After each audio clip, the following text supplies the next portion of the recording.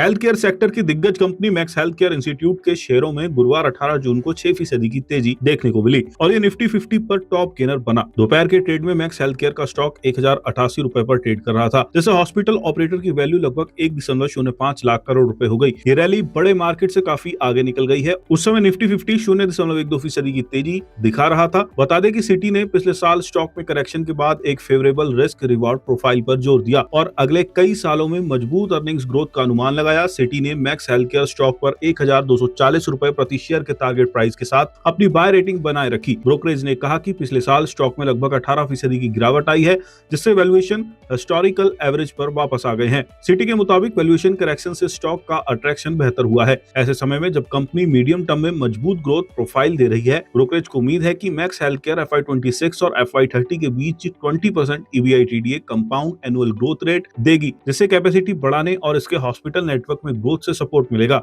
City को FY27 में लगभग 15% रेवेन्यू ग्रोथ की उम्मीद है और कहा कि FY28 में ग्रोथ और तेज हो सकती है, क्योंकि एक्सपेंशन के काम ज्यादा असरदार तरीके से होने लगेंगे। हालांकि ब्रोकरेज ने एग्जीक्यूशन में देरी को एक बड़ा रिस्क बताया है, जो ग्रोथ की रफ्तार पर असर डाल सकता है।